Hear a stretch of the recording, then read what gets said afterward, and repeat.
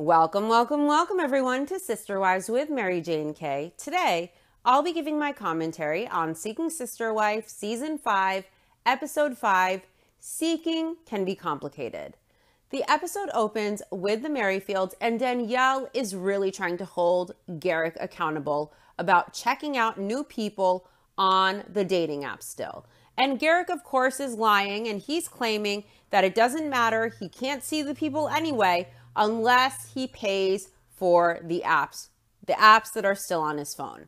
Now, the Merrifields have been in Cancun now for a couple of days, and long ago, Danielle warned her husband that Natalia really wouldn't like it if she found out he was still active on dating apps. And we learned Garrick has most likely 10 to over 10 dating apps. Garrick was going to propose, and now he's frustrated because things aren't going well. We find out that Garrick lied to Natalia. He told her he wasn't on the dating sites. He volunteered himself that he was going to delete all of the dating site profiles, all of the apps.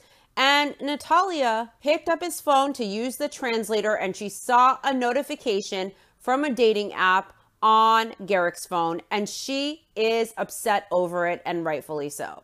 Now, Garrick explains that Natalia saw the dating app on his phone, and he knows that that looks bad, but he explains that Natalia and Danielle are loved regardless, and he says it's just a bad situation. But he wants everyone to know his priorities are Natalia and Danielle, and they're so loved by him. So even though it looks bad, even though it's a bad situation, it's not that bad. Garrick has every excuse in the book, and he tells Danielle that after he disabled the things, the profiles, the dating apps, you really can't see people anymore. You can't really find new people to date. He's only responding back to the old people, to the older messages. And he says that he told Natalia and Danielle that he was going to be polite, that he wanted to be considerate, that he didn't want to ghost anyone. So he would be responding back to just the old people on the dating site that he used to correspond with. Now, Danielle tells Garrick that she knows he can still chat with new people. He can chat with whoever he wants on those dating apps. And Garrick says he can't chat with them, and he tries to lie. He acts surprised that even after he disabled these apps, supposedly, that he is still able to communicate, even though he's been communicating with women all along. He plays dumb, like he's completely shocked that he can still communicate with whoever he wants on the dating apps. Holly is pissed, and she tells Garrick that he's still appearing on all of the dating profiles, all of the women on the dating sites and on the profiles and on the apps he has, all of them can still see him. He can still chat with anyone he likes. He can still communicate with anyone he likes. Women can still choose to message him. And of course, even though there's proof, Garrick denies it all. And Danielle insists that Garrick knew that he could still chat with women. And she says she told Garrick about this earlier, that he should have deleted all of his profiles, all of his dating apps, and he ignored her. He refused to do it. And Natalia tells Garrick that when he looks one day in the future for another wife, he can then reset his accounts and redo all his profiles. But she expected him to have deleted everything, to have no profiles, to have no dating apps. And in fact, Garrick had volunteered to Natalia when he decided that he wanted to marry her and that their dating was serious, that they loved each other, whatever the fuck they decided. He volunteered to her, listen, I've deleted all my dating apps. I've deleted all my profiles. I'm not communicating with anyone. I only want you. So, Natalia feels betrayed. I love how Garrick's strategy when being confronted by two angry, livid women who confront him in his lies is just to play dumb, completely play dumb, and to treat these women as if he completely underestimates their intelligence, as if he genuinely believes he can outsmart them. There's no fucking way. Garrick's a liar, and he seems incredibly dishonest. And his main priority, of course, is his little brain. And when Danielle told him months ago to quit it with the dating apps, to remove them, to stop talking to women, he refused for his wife. And now Natalia catches him with his hand in that cookie jar, and he plays dumb yet again. And he agrees for Natalia instantaneously to delete the apps. But For his wife, Danielle, months ago, he wouldn't. And that should be telling Danielle a lot about the level of disrespect this man has for her. She deserves better. This guy claims he's all about God, that he's pursuing polygamy for God. But if he's really all about God, let's notice that he's willing to lie to both of these women, one of them his wife. He ignores his wife's voice, and he also is willing to prioritize Natalia over his wife just because he wants to get it in. If Garrick was about God and this wasn't about his dick, he wouldn't be on all of these dating sites still talking to women when he volunteered to this new girl, Natalia, that he was getting off all of these sites. It wasn't something she requested. He just volunteered it. And his wife asked him to delete these apps months ago. He refused for her, yet for Natalia, he will do it in an instant. And the only reason Garrick is doing this now is to try and keep things pushing forward so that he can propose, so he can finally have sex. That's what this is about. Garrick's dick, and Garrick uses God and his skewed perception of his faith and the Bible to justify his polygamy, to justify doing what his little brain wants. And it's sick. This fool is going through a midlife crisis, and he wants to justify hooking up with all of these women and twist God to justify it and manipulate his wife and these women too. When really what he's showing is he isn't godly at all. He isn't good at all. And when he is into openly lying to these women, being deceitful, putting another woman ahead of his wife, putting his dick ahead of everything, including God and what God would want, I think that's sick that he uses his God and his religion to justify this and to manipulate his wife and to attempt to manipulate Natalia too, who is way too smart for this fuck shit. And she deserves better too. Danielle makes excuses up and down for Garrick. And Danielle says she knows Garrick's profile isn't active per se on the dating sites, but she feels if Garrick is telling Natalia he isn't going to add anyone new to talk to till they are at least in the U.S., till she has moved to the U.S., she doesn't get the point of Garrick really even looking at those apps right now or talking to any new women or even the old ones for that matter right now. So Danielle wants Garrick to be honest. She wants him to just tell the truth and be open that he still wants to date people even now while he's dating Natalia. And Danielle feels like that's Garrick's bottom line, that he still wants to date people and that he should be honest. That's his main objective, to date, to get it in. And Danielle knows it. Natalia explains her problem to Garrick. She tells him that the problem is that he told her there is no more using the dating apps anymore. That they're done, they're deleted, he's not using them at all, period, to talk to anyone. He volunteered that. Natalia didn't even ask him to do that. And now she finds out he was lying. He's still active on the dating sites and she's pissed. She doesn't trust him. He kept the apps open on his phone. He's using them openly.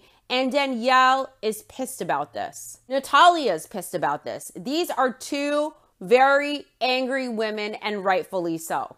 Garrick grovels, of course, because his main objective is to get it in. And he tells Natalia he understands now, maybe he didn't before, but now he really gets it. And he explains that he kept the apps open, he kept his profile there, and he knows that was wrong. Danielle is listening to Garrick grovel with Natalia, and she's pissed because now, suddenly, when Natalia asks him, he then understands the issue and he's sorry with Natalia. But he didn't understand with her. He didn't give a fuck with her when she, as his wife, asked him to remove those dating apps. Next, we get more excuses from Garrick as if we didn't hear enough already. And Garrick says that he told Danielle he didn't want to shut everything down with the dating apps because he wanted to be considerate. He wanted to be sensitive. He wanted to settle things with past people, and he really didn't think it was fair to them to ghost them.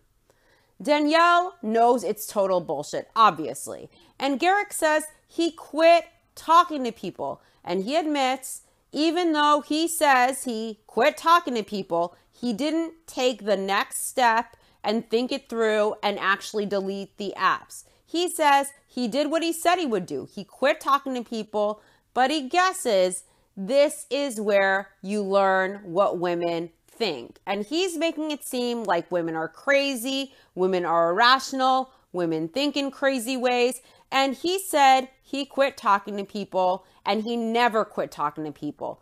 And now he is lying to the world saying, well, I stopped talking to women. I did what they asked of me. Not, I didn't delete the apps and I said I would. Well, I quit talking to women, so it's okay if all the 10 plus apps are there. He basically ends up really not taking accountability, really saying, well, I stopped talking to women, so what's the point? When you can see he's still getting notifications, he's still getting messages, and he just continues to lie. Listen, Garrick's first excuse was that he didn't want to delete the app because he didn't want to lose all of the information. He didn't want to have to redo his profiles. And when Danielle asked him to remove the app, he made those excuses to her. Well, I don't want to delete everything. I don't want to lose all the profiles and all the work I already did filling them in. And he has 10 plus. That's 10 profiles. I guess this guy doesn't know how to copy and paste. Now, with Natalia, he has adapted his excuse to, well, I just didn't want to be rude. I didn't want to ghost people. I told you I wasn't going to be rude and ghost people. Garrick's continual justifications, his reasons for his bullshit that make no sense, that he feels make his behavior okay from his perspective, have changed and adapted. The first reason didn't work, so now he came up with another. When it's the truth, you don't have all of these adaptations. Guess what? The truth never changes.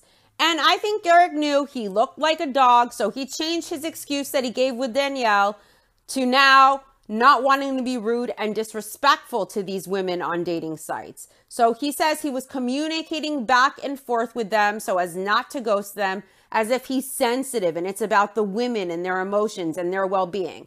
This guy is slimy like a snake and creepy as a gargoyle. Garrick doesn't give a fuck if he ghosts women. Garrick only cares about Garrick and his little brain and where he can potentially stick it. That's what this is about, and no amount of twisting or playing dumb obscures that. The reality is Garrick is lying and he keeps adapting his story and his excuses. He keeps adapting his reasons, changing his excuses because he is lying, because he's a used car salesman. The truth never changes.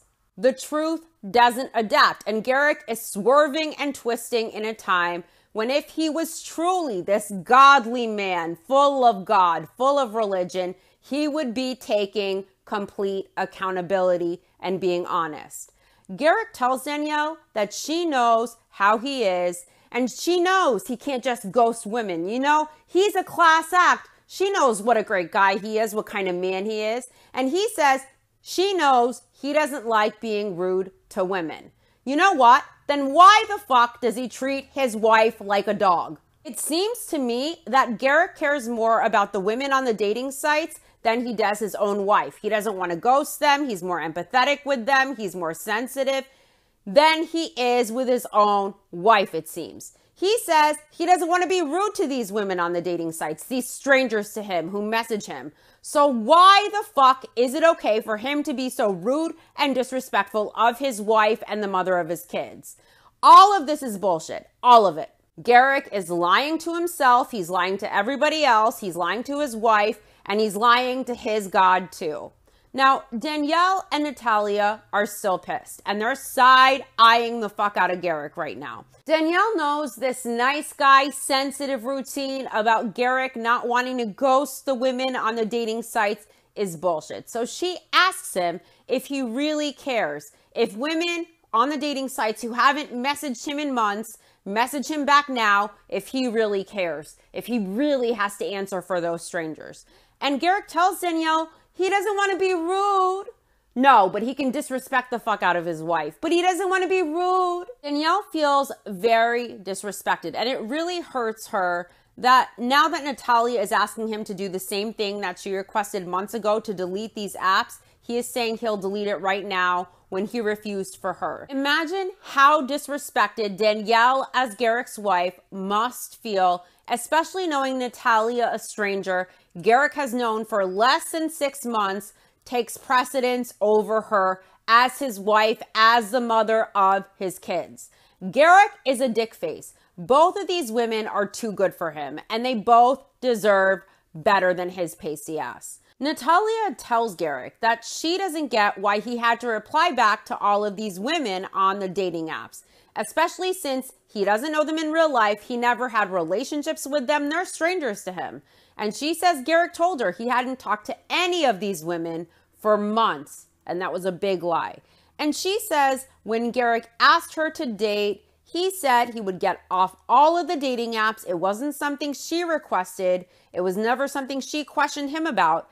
And we learned she didn't even know he used all those apps. So she was very surprised when she discovered the dating app on his phone. And it really stressed her out, and she felt betrayed because Garrick is the one who proposed to her that he would be deleting all of the apps.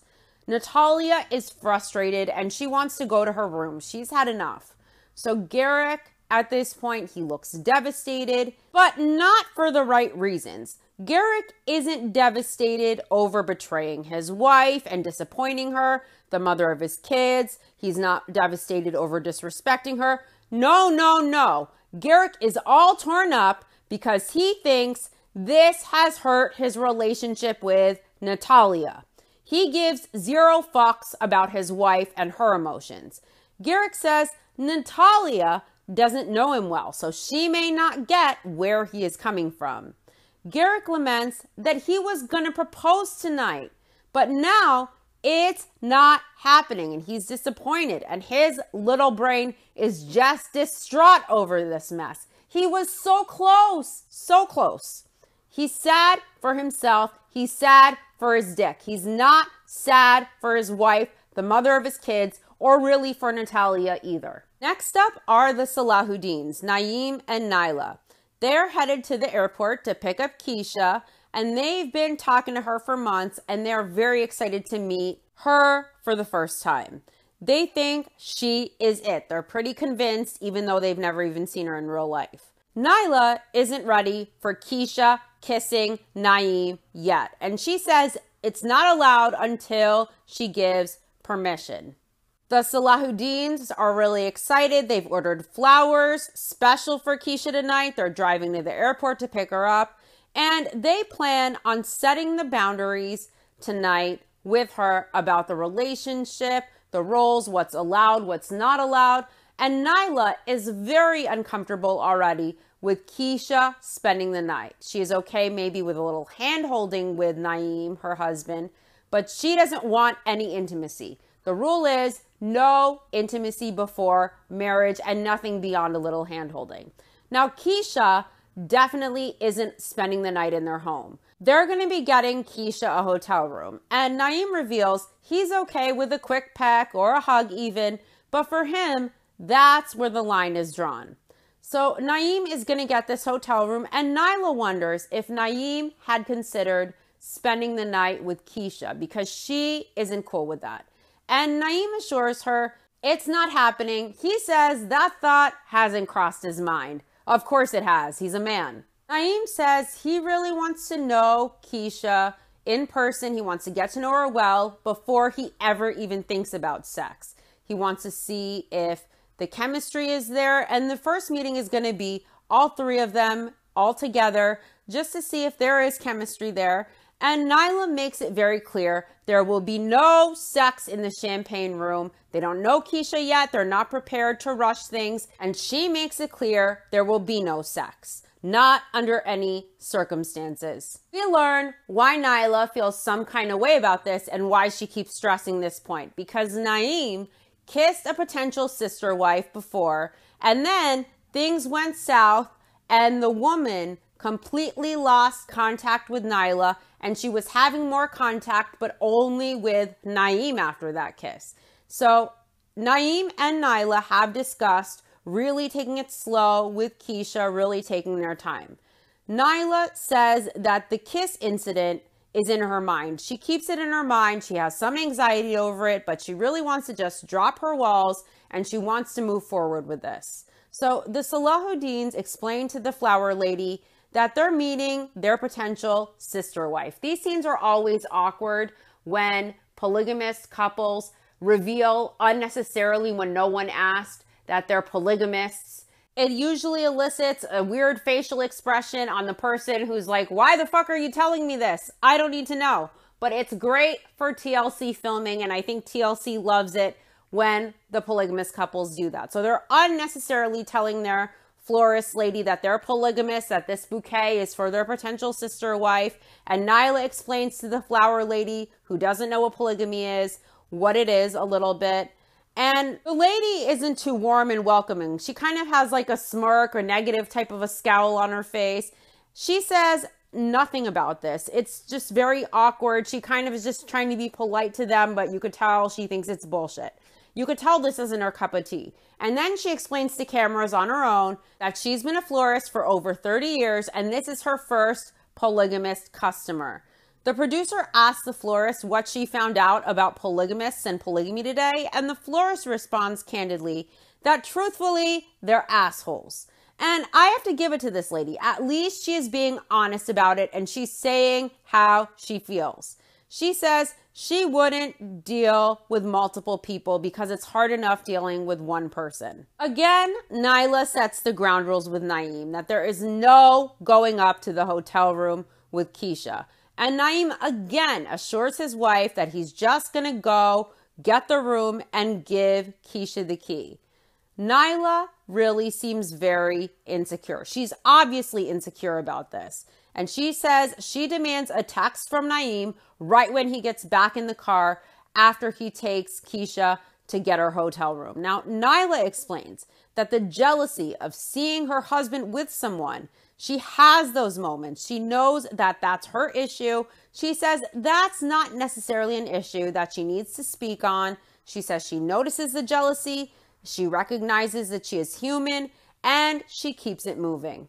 Yeah, but it's not that easy, and it's not going to be that easy when she has another wife to deal with, a sister wife to deal with. I think jealousy is going to be a big issue here. I think Nyla already is insecure about her husband moving faster than she wants to with the intimacy. And if Nyla already feels so much about this before she has even met Keisha, maybe this is a bad idea. Maybe the jealousy is Nyla's intuition, her instinct, really wanting to be monogamous with her husband of 16 years. And I wonder, was polygamy really Nyla's idea? And why does she really want it? And what does it offer to her? Because I think she is less down with this than she tries to come across on the show. As the Salahuddins are driving to the airport to pick Keisha up, she texts them to tell them she is having some second thoughts. And Nyla reads the text that Keisha sends. She says she has concerns about how everything will go. She says she has some loose ends to tie up, and she isn't sure how much time it's going to take to do that. She tells them she needs to find a place to leave her car. She's staying with a friend, but before she can leave, she needs to move all of her stuff into her friend's guest house. So they're driving to the airport expecting to see her soon and pick her up. They've just bought her custom flowers, and she is giving them a laundry list of reasons why she's not coming. It looks to me like Keisha is looking for a stable roof over her head and financial security from these people. I don't think she is at all in this for having a sister wife or a husband. Naeem and Nyla wonder why Keisha is just telling them this today. She's just mentioning about all of this today. They were both under the impression that she was supposed to already be in the air, and they're en route to pick her up, and she's telling them all this. So Nyla texts Keisha back, but Keisha doesn't respond. Nyla says this morning they talked to Keisha, and they have talked to her constantly for months, and these things have never came up, not until today. Yeah, this is much like Natalia's surprise visa issue that came up the day she was supposed to fly to Cancun to meet the Merrifields, where she just happened to need money to pay off the visa guy to get her to the top of the list since the website had bugs. Just like that, huh? It seems a lot of these potential wives and sister wives seem to bullshit for attention, or they want money, or they're doing it for stability. But I feel they are rarely ever truly in it for the relationship or the lifestyle. They're rarely in it for the husband and the sister wife. Nyla is trying to call Keisha, and the call isn't going through. He doesn't think Keisha is coming at all. I'll bet Keisha probably took the money for the plane ticket that the Salahuddin sent her, and she probably got her hair done and her nails done and did all the things with that money. I wonder if Naeem and Nyla bought her a non-refundable ticket, if they gave her cash, or if they bought her a ticket she was able to refund. Because in my opinion, Keisha already got what she wanted from these people. But I guess we'll just have to see. Nyla wants to just stay calm and wait to hear back from Keisha for a text or a call. And Naeem says this is a setup on the day of to not come. Ding, ding, ding. Naeem for the win. Nyla says Keisha hasn't mentioned any of this before. Keisha was just texting yesterday that she can't wait to see them. Naeem says he's disappointed and he wishes Keisha told them about all of this sooner. There wasn't all of this. All of this is an excuse for why she's not coming. I don't think she ever had any intention of coming. Naeem says his disappointment turns to anger sometimes, but he's trying to avoid that because he worries mostly about his wife. Nyla thought they found the one in Keisha. They were so sure. They developed a future. They were already unfolding this future in their minds. And to have that stripped away, it's now hard to not put a wall up and say, I'm never going to do this again. Naeem says he was sending Keisha prospective homes they might live in one day. And Nyla is very disheartened with this. She says she struggles with vulnerability with this, and she struggles with wanting to be vulnerable again and continue dating. One thing I will say about Naeem is he does genuinely seem concerned about his wife. He seems to prioritize his wife's feelings. And Naeem decides that he and his wife, they're fine as hell. They still have dinner reservations and they are going out. And Nyla's feeling like it's Keisha's loss. Next up are the Ryan family. And the Ryans cross major boundaries and they wander into stalker territory with Stephanie. Justin and Becky have decided to go on a 1 or 2 day road trip after they got stood up by Desiree. They were really deflated by that and they had doubts about continuing on with dating. And then out of the blue, Stephanie called the Ryans. Stephanie is the Ryans' potential sister wife. They have dated Stephanie for 9 months. They say it was love at first sight. The relationship progressed super quickly. Then all of a sudden, Stephanie ghosted them. She said sorry and she's apologized to them. And now she's asked them to come see her. And Justin and Becky came running because Justin admits there is nobody else in his life that he has loved, and he adds outside of Becky, his wife, and his family, he has loved no one other than Stephanie. He is super in love with her. Stephanie invited Becky and Justin to visit her. And the night before, Stephanie told them the trip is off, don't come anymore because she has to work. She told them not to come. She made her wishes clear that she doesn't want them coming. They have decided to take the trip regardless of Stephanie's boundaries, regardless of Stephanie's wishes. They are driving 12 hours to see her, even though she told them not to come, that she has work. So she's told them not to come, but they're going to drive 12 hours. They're going to go visit her anyway, and it's going to be surprise. We're here anyway, and they think it's going to go well. The Ryans explained Stephanie has no clue they're coming anyway, but she initially invited them. She initially set it up. They booked a room, and at the last minute, she changed her mind. So the Ryans decided we are going to go anyways, because they say in other downtimes, whenever they did see Stephanie, she seemed to melt in his arms. She seemed to be happy to see them. Never mind that they're crossing all of these boundaries. Never mind that this is what Stephanie said she doesn't want. They don't care. Justin feels once he and his wife show up, Stephanie will just be so happy to see them, even though she told them not to come. This is definitely stalker vibes. This is creepy. They are driving 12 hours to go someplace Stephanie told them not to go. She doesn't want them to come. It's intrusive as fuck. It's stalkery. It crosses boundaries. Justin is gross. He is disgusting, by the way. On the way to stalk this poor girl, Stephanie, he asks his wife for chapstick so his lips are moist and kissable. Gross. Everything about this man is repulsive and something feels very off with this man. These two seem delusional. And Justin says the only reason why they spend so much time pursuing Stephanie when she gets cold feet is because to them, she is the perfect one. And he says she's their age. Her life is mirrored theirs. She has kids. She had them when she was young, just like they did.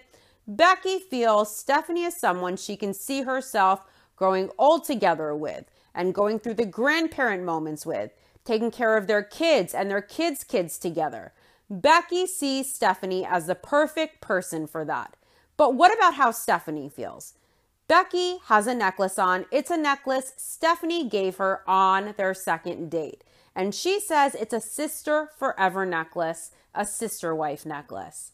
Becky calls Stephanie on the way on this 12-hour drive where they're coming unannounced, where she canceled and told them not to come. They're calling her on this 12-hour drive just in case she answers the phone. Just in case Stephanie, who told them not to come, that she has work, picks up. There's no answer, of course, and Becky reveals that Stephanie told her recently that her best friend told her she wouldn't be friends with her anymore if she wanted to be with them. But Becky feels that Stephanie has recommitted to them several times as a permanent sister wife, so now they feel like they really should be getting much more communication back from Stephanie if that's the true case. They expect more from her. In my opinion, these people are stalkerish. They can't read social cues. They're not self-aware. They're creepy. They're cringe. And they're scary as fuck. They're delusional. There are major red flags with these two. If Stephanie is on again, off again, if she has cold feet, whatever it is, they need to respect where she's at. And she told them not to come. And if they really care about her, they would respect that. They called her again on the drive and she forwarded it to voicemail. So they're driving 12 hours to visit Stephanie, even though she told them don't come, even though she's not picking up their phone calls. And in the car, they're smiling and giggling like village idiots on this drive. As midlife crisis Justin jokes about needing chapstick for all the kissing he thinks he's going to be doing with Stephanie in his delusional mind. Stephanie, who told them not to come. This is crazy. This is nuts. These two are nuts and not in a good way. Their lack of respect for people's boundaries is wrong, and they feel it's okay to disrespect people's boundaries just because they selfishly are trying to get what they want out of this person and out of this situation. It's gross and it's selfish and it's delusional. And it seems to me that they're both really into Stephanie, and because they're into Stephanie, that matters more than Stephanie's feelings. So they don't care what Stephanie wants. They care about possessing Stephanie and getting what they want out of her for themselves. They don't actually care about Stephanie. They don't seem to actually care about her feelings. They don't seem to actually care about her boundaries. They don't seem to care about where she is at or what she wants or what page she is on. These two have decided that they love Stephanie, so they don't really give a fuck how Stephanie feels about them. They want to force themselves on her when she told them don't come. And that doesn't sit right with me. This is alarming and it's gross. They really need to take a hint. Becky says she feels this trip is make it or break it. She says they need to lay down the law with Stephanie, who again told them don't come. But they demand to know from her where she stands one way or the other. The back and forth, the hot and cold is just too much for them. Well, maybe the stalking and the violating of boundaries is just too much for Stephanie. These two are suffocating. Justin thinks this will either be their final sucker-ass trip, though this might be their final sucker-ass move, and he wonders who knows what'll happen as Becky wipes away tears. Wow. I would say these people are delusional and they need a therapist, stat, they don't need a sister wife. Next up are the Merrifields. It's the next morning after the dating app disaster, and Garrick talks to Danielle about everything that happened last night. And Garrick tells her he feels really bad about all this. And Danielle explains that last night was rough and they're all waking up this morning. They're all feeling rocky. They're all feeling unsure of where this will go or how they're going to move forward from this. And Garrick tells Danielle he should have just listened to her. Garrick explains that now Natalia is questioning his intentions and wondering if he is a good guy. If he deceived her, she's wondering if he is a man of his word. We already have the answer to that. It's a big fat N-O. Garrick knows things aren't looking so good for him. Danielle looks totally defeated this morning. She looks on the verge of tears like she usually does, as Garrick tells her that he needs to worry about her and Natalia, and that the two of them, these two women, need to be his priorities from now on. He tells Danielle that he doesn't want to displease her, he doesn't want to displease God, and he doesn't want to displease Natalia. He forgot to add that he doesn't want to displease his little brain. Micro. Garrick's talking in his low, soft, creepy SK voice, and he tells Danielle he's sorry. And Danielle tells Garrick that it's okay. It's not okay. Danielle deserves better. Danielle explains that Garrick is a super sensitive, kind, emotional person. And she says she knows that Garrick didn't intend to hurt her or Natalia. She thinks that Garrick realizes that he did hurt them, but she thinks Garrick definitely wants to make it right and that he loves both of them. It sounds to me like Danielle is just doing PR for Garrick. And the way that Danielle says all this stuff, it just feels like she is saying words with no inner conviction in them, just to try and make her husband look like less of a dick face on television. Danielle says there are going to be hard times in relationships. She knows that, and she hopes Natalia will weather the storm with them. And Danielle tells Garrick they have only known Natalia less than 4 months. Basically, that's her way of saying it's too soon. Garrick still wants to propose to Natalia to show her that he's sincere, he isn't playing games, and he wants to show Natalia that she is important to him. Important enough to delete those dating apps. Important enough to make a custom wedding ring. What kind of a wedding ring did he give Danielle, I wonder? Danielle says that God leads them and they walk together. And she tells Garrick she loves him and they're both creepily petting each other, rubbing each other's hands. It's really gross and creepy. Garrick wants to apologize to both Natalia and Danielle, and he wants to make it clear and apologize to Danielle in front of Natalia to impress her, in my opinion. Down comes Natalia to meet Garrick and Danielle, and she hugs Danielle, but not Garrick. Garrick tells Natalia that he should have listened to his wife Danielle. And it's really creepy. In his SK voice, in his soft whispers, he refers to his own wife, Danielle, as sister when he's talking to Natalia. And it's creepy as fuck. And he tells Natalia sister was looking out for his good. Garrick is revolting. He's so culty. He's so creepy with that pasty skin and those SK eyes and the way he talks in those soft whispers. It makes my spine chill every time I see his face on screen. Everything in my gut when I see this man screams at me when this clown is on the screen. Run, run, run, red flag, red flag, red flag, alert. Now, Garrick tells Natalia that he knows he needs to get his priorities right. He says he needs to get his priorities right. Is it about his priorities and getting them right? Or is it that he needs to obfuscate using other priorities to hide the ulterior motive that he has, the fact that his dick is his priority, that getting it in is his priority? Garrick is apologizing to Natalia, giving her this priorities talk on the translator app, really apologizing, as Danielle looks completely broken watching Garrick. Still, after all of this, Danielle seems utterly shocked that there is still the potential for things to move forward. I think Danielle was hoping she would drive Natalia away. She did everything she could. She openly communicated with Natalia about her hesitation, hoping maybe that would stall things. She brought up the dating apps, and still nothing has deterred Garrick from wanting to propose. In fact, he wants it more because he knows once that ring is on that finger, in his warped mind, in his pea brain, once that ring is on that finger, in God's eyes, he feels it's okay, he can get it in. And that's all he's here for, people. That's all that this is about. Danielle has no joy in her eyes. She looks traumatized. She looks devastated. She looks like she suffers. She looks sad. And this is all because of Dickface Garrick. She deserves better.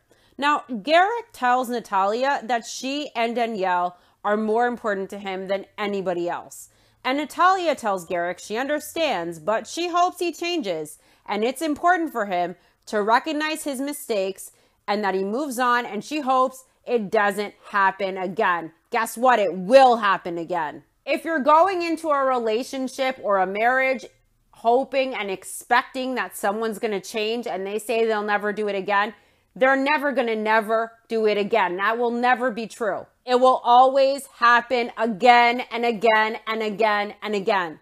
Natalia can have all the hope in the world. It's going to happen again. Garrick's a dog. Garrick's going to continue to be a dog. Danielle reassures Natalia that she knows Garrick never wants to hurt anybody, that he doesn't want to hurt her. He doesn't want to hurt anybody. And more than anything, he doesn't want to ever put other people before any of them, before Natalia, before Danielle, before the kids. Nobody comes before Natalia and Danielle and his family. Nobody but the women on the dating sites.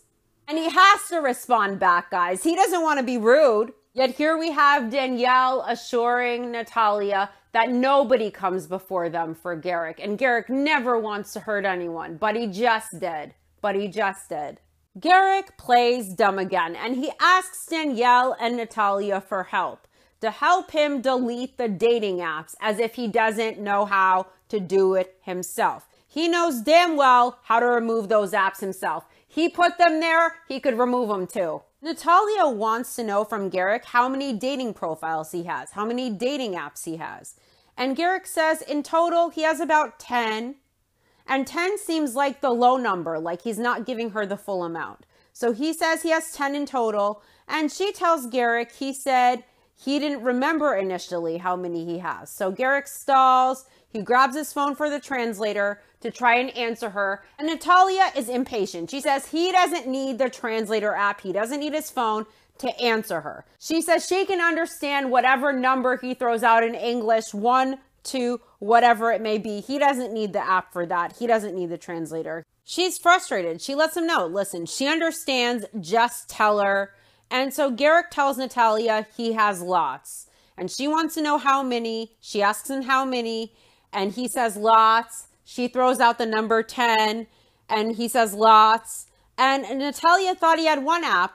But then he admits to having 10 apps, which means he probably had more than that, like 15 or 20.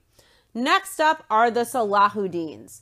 They enjoy their dinner out, even though Keisha stood them up. And Nyla is really disappointed at this. Keisha still hasn't reached out since the morning, and they haven't heard one peep from this woman. Naeem really thought that they found the one with Keisha, and both Naeem and Nyla felt that they had perfect relationships with Keisha. And now it didn't come to fruition, and Naeem feels horrible about it. Naeem says he wants to meet people face to face in real life, in person. He doesn't want to do social media or dating apps anymore. He wants to date in person and with people who are closer to them, who they can drive to see really often. They can look them in the eye. They can be face to face. And Nyla says the difference is with social media, you are already meeting people in a group setting where you know these people are into polygamy. They're willing to date polygamists. They know that they're down for it. And in real life, meeting people in real life, you don't really know if people are down for it. That scares Nyla, and she's never done it before, and she doesn't know how people will even react to polygamy. She feels that that would be too open and too vulnerable with taking on the opinion of other people, and she doesn't want their opinion on her, and she feels it's going to make her feel too vulnerable. She doesn't like that idea. And Nyla says every time they do this, she makes friends with the potential sister wife, and then those friendships disappear. So she wonders if she should even do this again. And Naeem says seeing Nyla go through this makes him want to stop, but Nyla doesn't want to allow the actions of someone to taint this whole situation. And she says she wants to proceed. She wants Naeem to proceed with it. So as a couple, they want to proceed with this. And Naeem says he's committed, but it has to be different moving forward. He wants to only approach dating in real life. And Naeem says they need to see what's out there in real life, not online, not on the social media. He isn't scared of that, but Nyla is. Next up are the Davis family. April says since Danielle has moved out, then moved back home, she still hasn't had the one-on-one conversation with her that she wanted to. As first wife, April considers herself the matriarch of the family. So she wants to sit with Danielle and discuss how her moving out and then moving back in affected the whole family. So April tells Danielle she doesn't know if Danielle knows the seriousness of the impact she had when she left.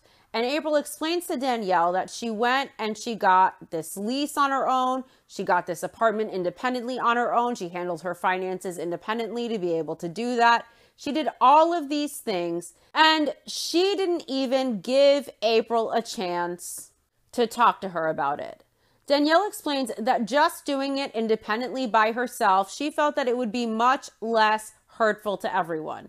And April feels if Danielle left because this was all just too much for her, if she left because she wanted to live alone or she felt like she couldn't be herself and she could only be herself when she lived alone, then April wonders how she will know that Danielle won't ever do this again.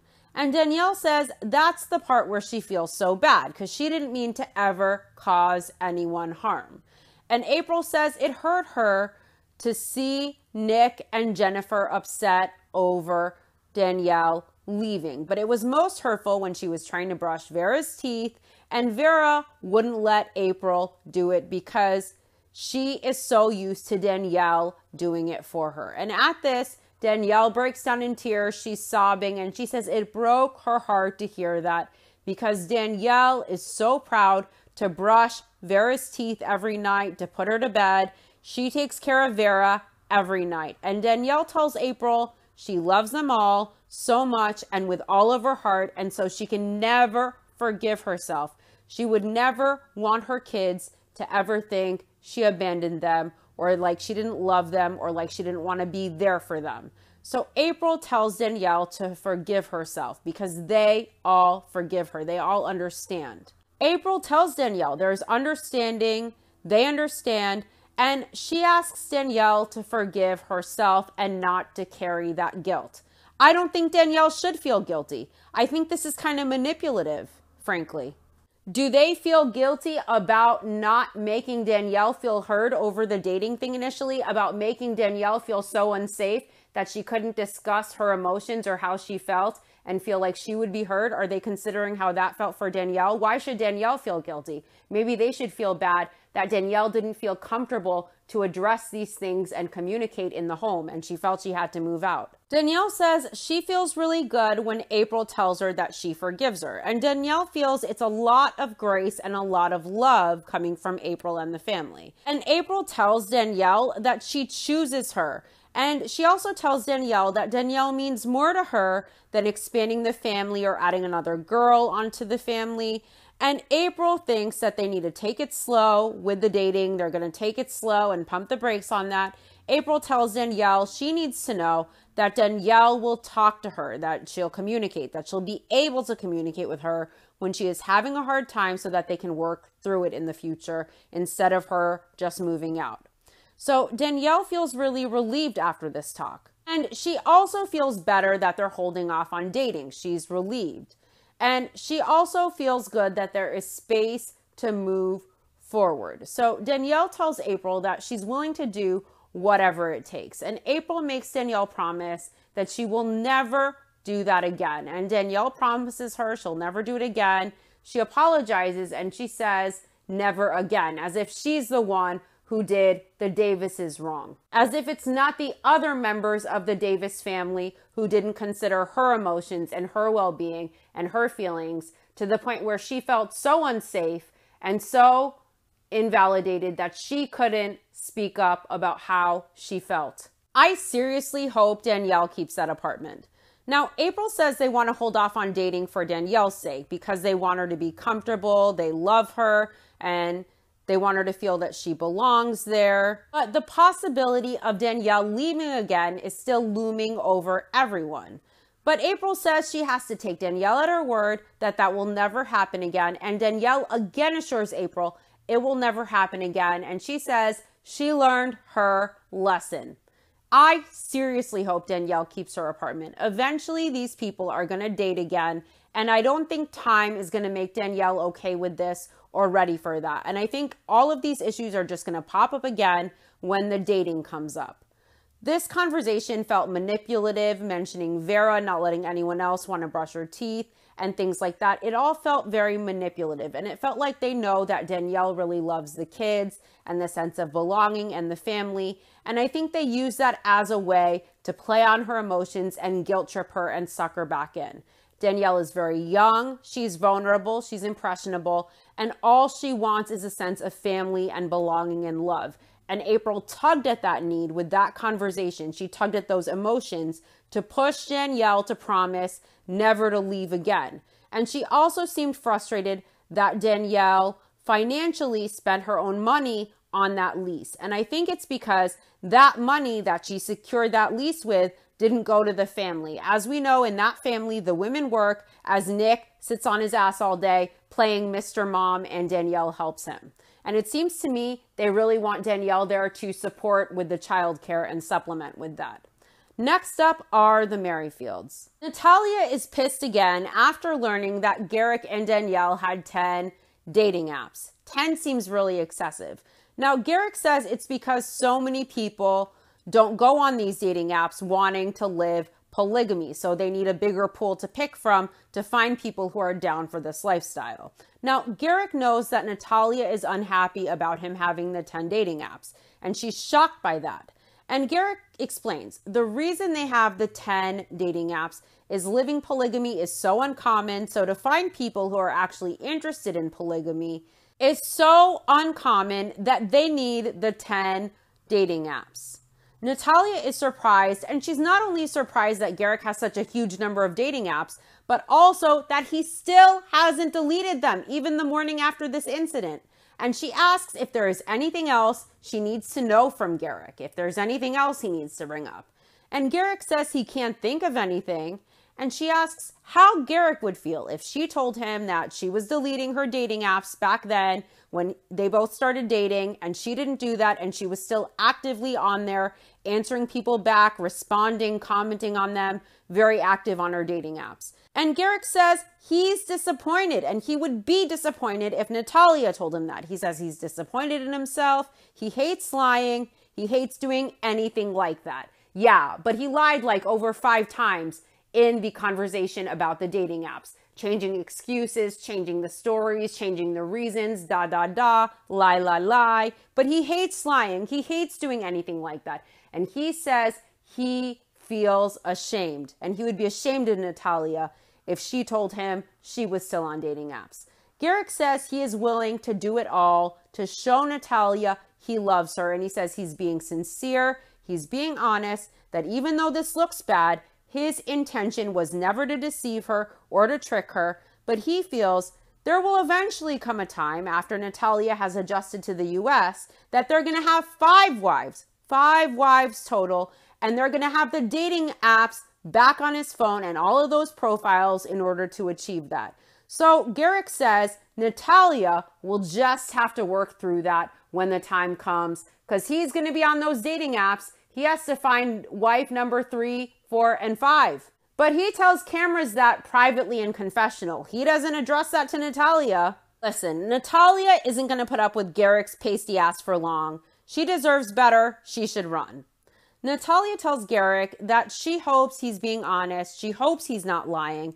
And she tells him not to ever lie to her again.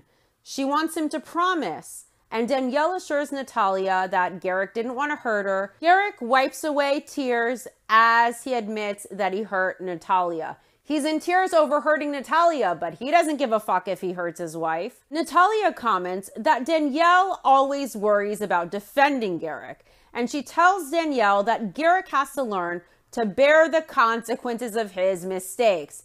Ding, ding, ding. He needs to learn to be honest with himself and everybody else and take accountability, but that'll never happen.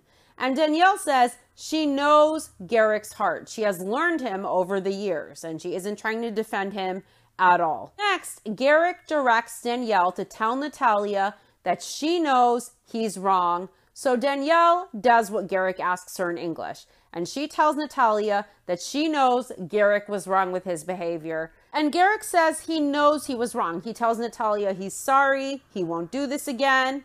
He wants Natalia's forgiveness, and Natalia forgives him. She says okay, they kiss and make up. And I think Natalia is just going to milk him some more for as much financial benefit as she can, and she should. I wouldn't blame her. Now, Natalia thinks that Garrick understands what he did. He doesn't understand shit. Does Natalia know that Garrick plans on having 5 wives total and that he just told cameras that she better get used to his dating apps? Natalia says she hopes she is right in giving this vote of confidence to Garrick and that he will not disappoint her anymore. He definitely will disappoint Natalia. And Natalia says she loves Garrick. Otherwise, she wouldn't be giving him this second chance. She says she gave the second chance to Garrick because she really likes him. She really likes his wallet. Does she really like Garrick, or does she really want to milk as much money as she can out of Garrick before she ghosts him? I think she knows exactly how desperate Garrick is for her, and that Danielle will do whatever Garrick wants to please him and assuage him. And I think Natalia knows she can string them along for longer and capitalize off of this. But I don't believe she loves Garrick. I don't believe she likes him. I think she wants to profit as much as possible from this opportunity. And I think Garrick is stupid. I think he's pussy whipped. I don't blame Natalia one bit for stringing this along. Natalia says time will tell if Garrick will really fulfill the promise he just made to her. Next, Garrick brings up the Bible and some religious manipulation. He wants to quote the Bible to manipulate Danielle and Natalia with his cult stuff. He asks, "What did King David say?" And he quotes, "Please, Lord, cleanse me with hyssop and I will be clean," in his creepy stalker voice. And Garrick explains that you put hyssop in a wound to kill the infection. And he says God had to fester something in him that needed change. He had to fester something out of him that needed change. And that's why this happened. Now, as he's doing his little prophet act, Natalia rolls her eyes at this bullshit. She's glaring at Garrick, and she tells Garrick not to ever repeat this bullshit again, this fuckery that he did last night with the dating apps. Now, is Garrick going to be using this hyssop on his dick to kill all the STDs he gets from the women on his dating sites? Did God create enough hyssop in all the world for that cleansing? You know what? Garrick is one sick fuck. All he cares about is sex, and it's really disturbing how he twists the Bible and God to try and seem like he's this meek, humble, pious, righteous man to Natalia and to his wife, and he's using God and his twisted perception to manipulate these women and justify his sex addiction and his midlife crisis. What a sick fuck Garrick is. He's absolutely revolting. Next up are the Psycho Ryans, driving 2 hours to see Stephanie. Justin feels this is the make it or break it point. They're either going to go for this or they're going to move on. So they're headed to see Stephanie, and they know that earlier she was telling them she really wanted to see them, that they should come soon. And then she called them back telling them, please don't come, I have to work. But Justin already booked the hotel, so they drove down regardless of the fact that Stephanie doesn't want them there. So at this point, Stephanie has stopped answering the texts and the calls from the Ryans as they're making this 12-hour drive down to stalk her. So Stephanie has no clue that they're coming after she told them not to come. Now, Justin says he tries to be understanding, but Stephanie's flip-flopping, it hurts him a lot. He says he loves her to death, and he says he will take a bullet for her. He will do anything for her. Yeah, sure, he'll do anything but respect her boundaries and wishes, though. Justin says it's harder to play the cat and mouse game than it is to have the initial smack in the face of not being with her. And Becky feels they are ready to break the cycle, but with Stephanie, they are being treated like crap. She can throw them away or put them on a shelf when she feels like she wants to. And she's expecting that they will always be there for her whenever she's ready to come back. And Becky feels Stephanie is treating them like shit and taking them for granted. Maybe Stephanie and Justin are the ones who are not picking up what Stephanie is putting down. Becky doesn't want to be without Stephanie, but she also doesn't want to keep being hung up on somebody who will keep doing this, not appreciating all of the energy, effort, time, emotional support, and everything, I'm assuming everything means money, that they have given to her. Justin feels that for 9 months, they have given 110% to Stephanie. And Justin says they know they love her, but they aren't sure if she loves them or not. And he concludes that Stephanie is either playing them or she is just super busy and she doesn't have time to see them. It's obvious to me that Stephanie is just using them for financial reasons and they're head over heels. And Stephanie probably knows this and uses this to her advantage, especially when she needs things financially. So she probably pretends to be into them when she has bills to pay, when she needs something, and then she pulls back when she's all good. I doubt Stephanie is that into these people. They act like loons. And it's a huge crossing of boundaries to visit someone and drive 12 hours when she has asked you not to come. It's completely crazy and inappropriate. I wouldn't feel safe dating anyone who didn't respect my boundaries and who just did what they wanted because they felt entitled to, because they loved me or they had these emotions for me. I think it's crazy, it's obsessive, and it's not love. It's a creep show with scary stalker vibes, and it's gross. It's pathetic. Justin wonders if paying for Stephanie's gym membership will soften her stance. And Becky thinks so. She thinks they should go for it because they want to make her happy. They want her happy, so she agrees to date them.